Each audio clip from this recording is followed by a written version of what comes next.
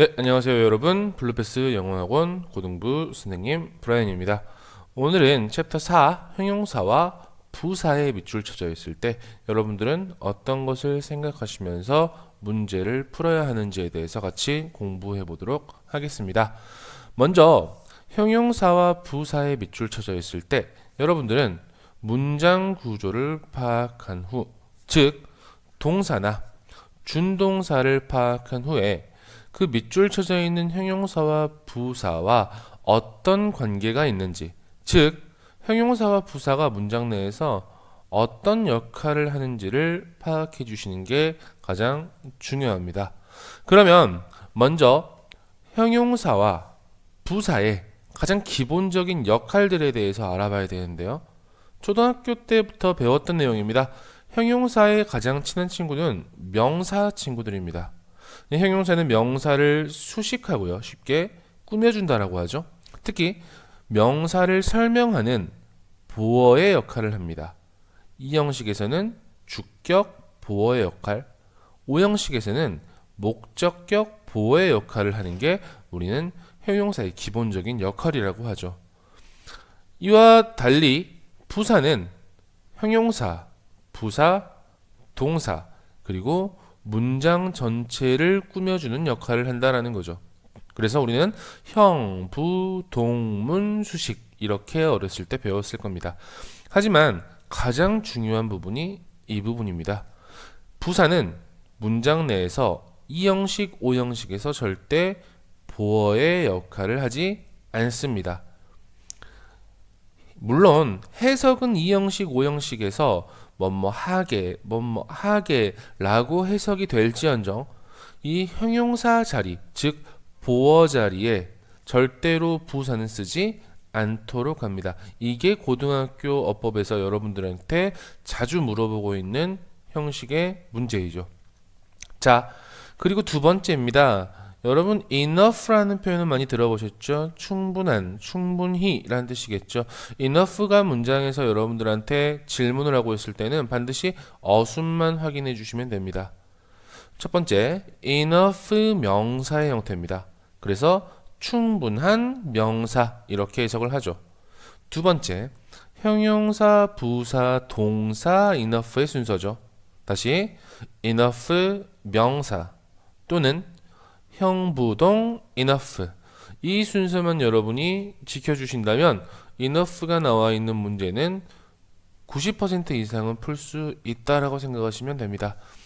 예문을 들면서 같이 얘기해보죠. 첫 번째, 문장에서 물어보는 것들은 careful이라는 형용사, carefully라는 부사에 대해서 같이 물어보고 있는 겁니다.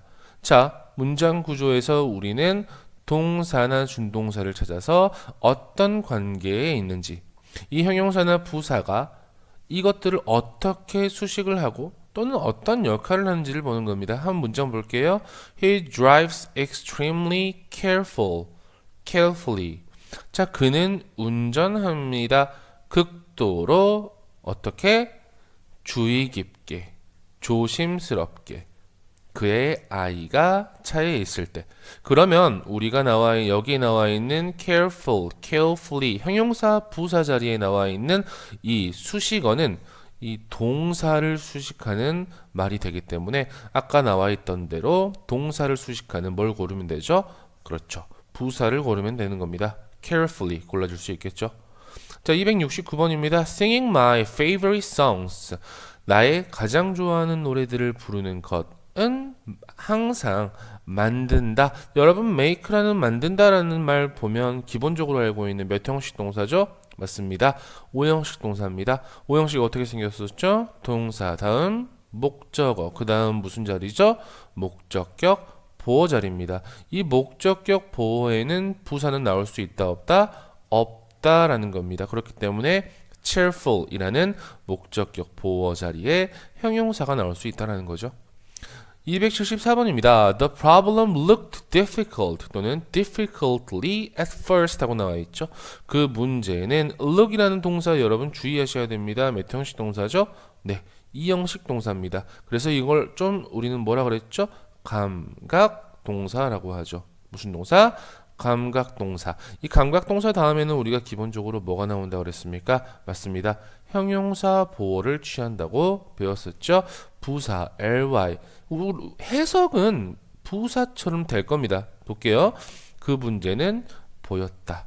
어려운, 어렵게. 해석으로만 따지면 difficultly, 어렵게가 맞겠지만 이 자리는 곧 무슨 자리니까? 맞습니다. 주격, 보어 자리니까 부사가 나올 수 없다라는 거죠. 자, 276번입니다. 여러분 동사 feel 보이실 겁니다. 이 feel 때문에 헷갈리지 마시게요. 남성들과 여성들은 고통을 느낀다. 여기까지입니다. 문장에서 주어와 동사, 목적어까지 나와 있는 전형적인 삼형식 문장입니다. 근데 어떻게 느끼냐? differently, 다르게. 여기 나와 있는 feel이라는 동사 자체를 수식하는 거기 때문에 differently라는 부사가 들어갈 수 있다라는 거죠. 자, 281번입니다. 선택지를 봤더니요. enough 형용사 또는 부사 또는 형용사 부사 또는 그 다음에 enough가 나오면 제가 뭐 생각하라고 그랬죠? 맞습니다. 어순만 생각하시면 됩니다. enough 명사인지 아니면 형부동 enough인지 보이십니까? 그러면 당연히 high enough로 가실 수 있겠죠. 네, 다음번 개념 설명할게요. 형태가 비슷한 형용사 부사라고 이야기했는데요. 기본적으로 어렸을 때 배웠을 겁니다.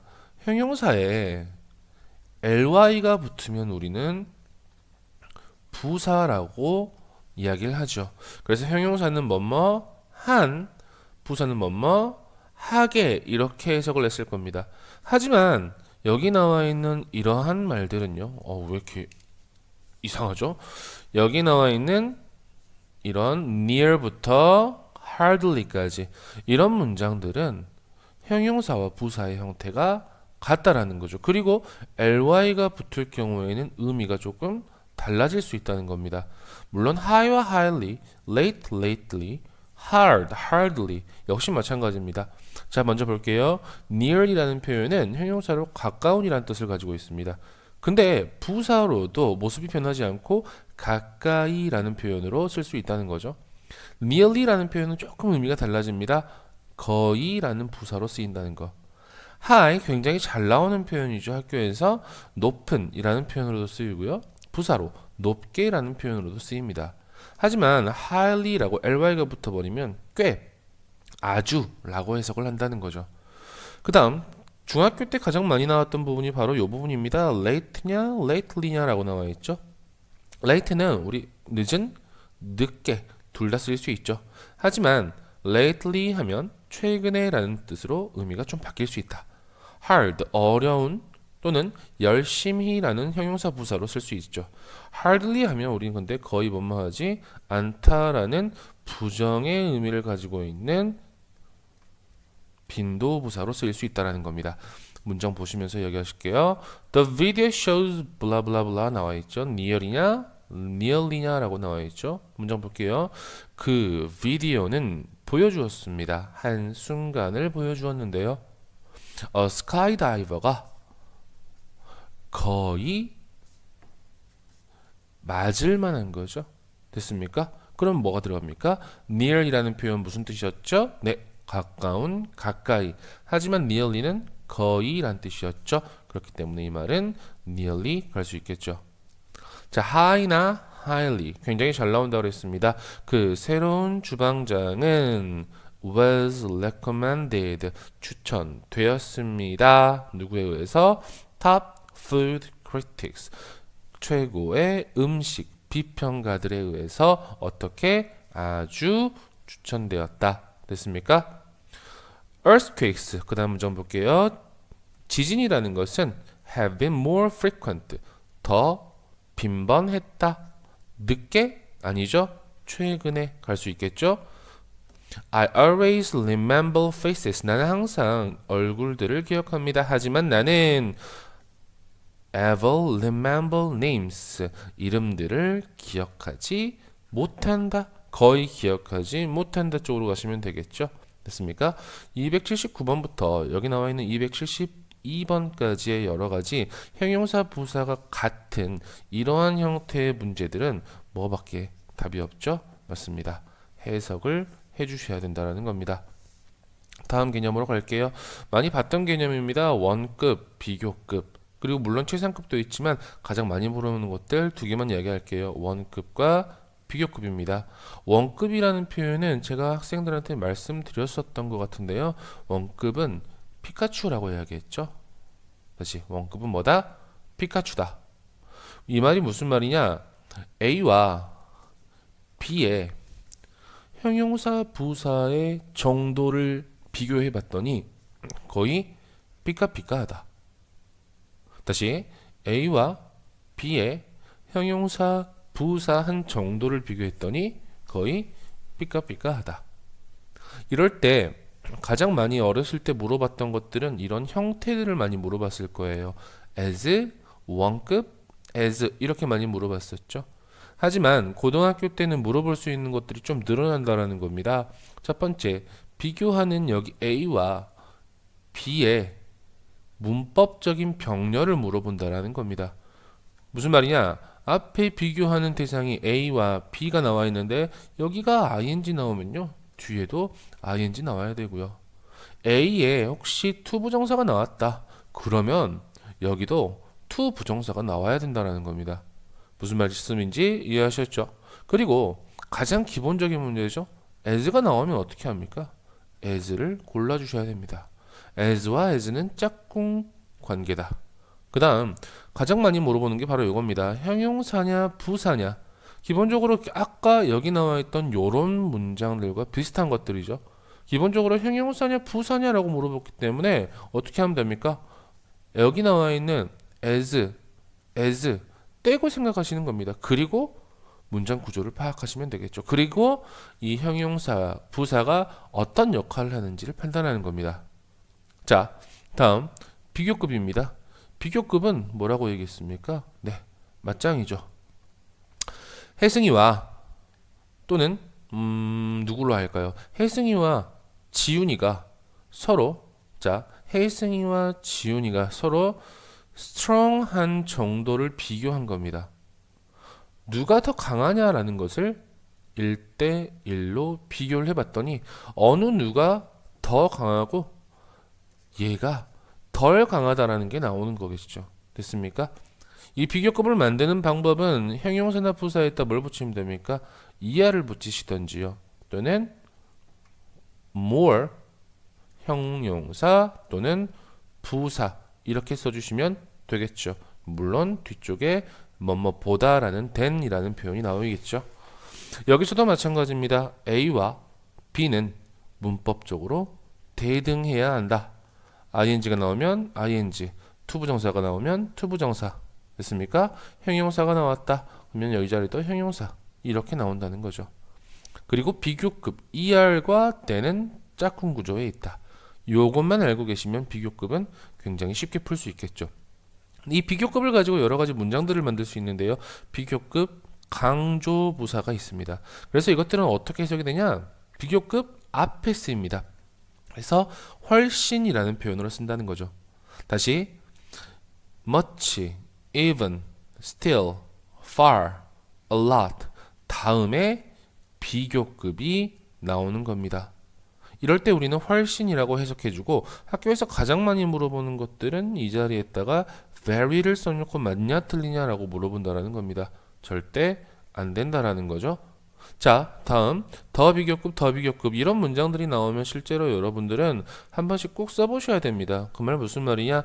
이 문장들은 서술형 문제로도 충분히 나올 수 있는 문장이기 때문에 한 번씩 써보시면서 암기해 보시는 노력을 해주셔야 됩니다.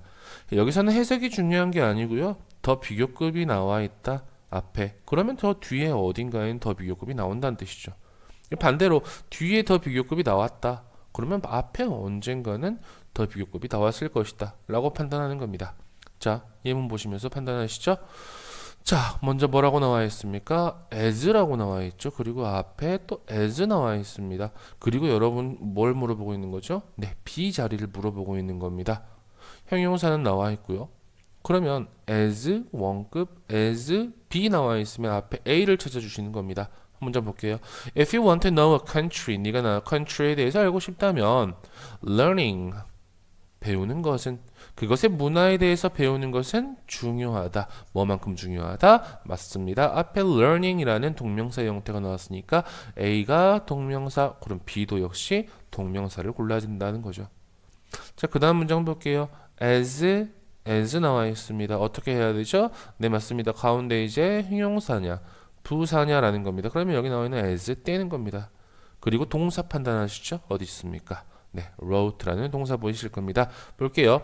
슈베르트는 썼습니다. 음악을 어떻게 썼다는 거죠? 자유롭게 썼다는 거죠. 누구를 꾸며줍니까? wrote라는 동사를 꾸며주기 때문에 부사의 형태가 나와야 한다. 자, 그 다음 260번 볼게요. 너무나 쉬운 문제입니다. then 나와 있으면 바로 비교급 고르시면 되겠죠. 됐습니까? 자, 그리고 then 뒤에 나와 있는 B를 물어보고 있다. 뭘 찾아준다? 네, 아까처럼 A를 찾아주는 겁니다. Visiting a farm, 농장을 방문하는 것은 더욱더 교육적이다 라고 나와 있습니다. 동명사 A가 나와 있기 때문에 B도 역시 뭐로 골라준다? 동명사의 형태로 골라주는 겁니다. 다음 문장 볼게요. even이냐 very냐, 바로 뒤에 봤더니 뭐가 보이죠? 네, 비교급이 보입니다. 비교급이 나왔기 때문에 비교급을 강조하는 대상이 나와야 한다. very는 들어갈 수 없다라고 말씀드렸습니다. 자, 254번입니다. 더 비교급 바로 보이시죠? 그럼 뒤에도 역시 뭐가 나온다? 더 비교급이 나와야 한다.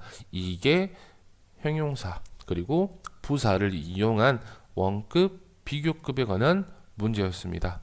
자, 여러분들은 형용사와 부사에 대해서 같이 공부하셨는데요. 마지막으로 정리 한번 할게요.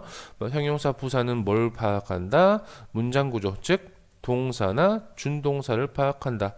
그래서 이 형용사나 부사가 어떤 역할을 하는지, 형용사는 명사를 수식하거나 명사를 설명하는 보어의 역할을 한다.